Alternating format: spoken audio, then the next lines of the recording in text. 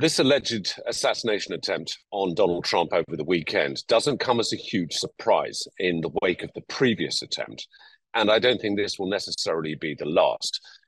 He is a very divisive person, perceived by many, certainly within the United States, as someone that they are opposed to. However, in these particular circumstances, this is quite unusual, as the alleged assassin, Ryan Routh, apparently did not vocalize on social media, and we don't know whether within his social circle any particular dislike of President Donald Trump, but certainly there were sufficient ramblings, conspiracy theories, which would say that this individual was not necessarily the most stable.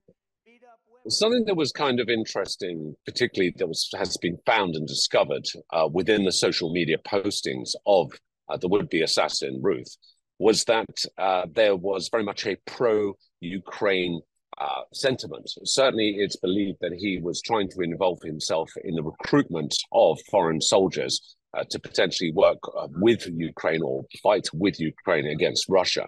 But there were many other ramblings within the social media, an anti-sentiment towards the Chinese government. There was mentioning, obviously, of the COVID vaccine and various other conspiracy theories, which are quite prevalent right now in terms of his position or his mindset. However, he had mentioned in one of his social media postings that he had voted for Trump, although he had been disappointed in his performance and what he had delivered as a president. From what I understand, Donald Trump is very security conscious, and certainly he will be more so even after the previous attempt that was made on his life. And from what we understand from these initial reports, and inevitably more information will come to light, the Secret Service that were working as an advance on his golf game, and they were one hole ahead of what he was actually playing, they were the ones that identified in the bushes Routh, who had a rifle of some description. Some people claim it was an AK-47, but it was a rifle of some description, two backpacks which he left, and a GoPro camera. And the Secret Service agents discharged their weapons, discharging approximately believed to be between 4 and 5 shots at Routh, but he did disappear. However, a witness did capture imagery of his vehicle and of his license plate, and they were able to intercept him about 35 miles down the road. So in terms of the Secret Service capability, yes, he would have been deemed as a high-risk target, and as such, the Secret Service seemed to have certainly got their act together in this occasion.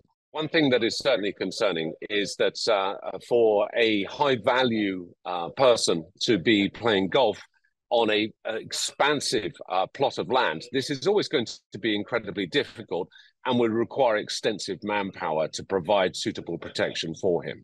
So ultimately, it is a difficult prospect to secure, as it is in any public area. But the wider and larger the area, if it is unsecured, makes exponentially the threat considerably higher.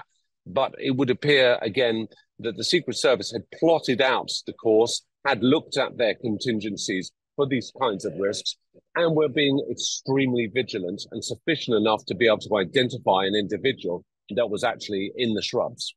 I think as we get closer to the big day, if you like, the voting day, I think the risk is going to only increase even more so for Donald Trump. And we're going to probably see, I would hope, a little bit more restriction on his movements. Playing golf may now necessarily be off the cards in terms of that being a viable recreational activity. And it may be a case now that he has to be a little bit more guarded, a little bit more in secured environment than in somewhere as open and as vulnerable as a golf course.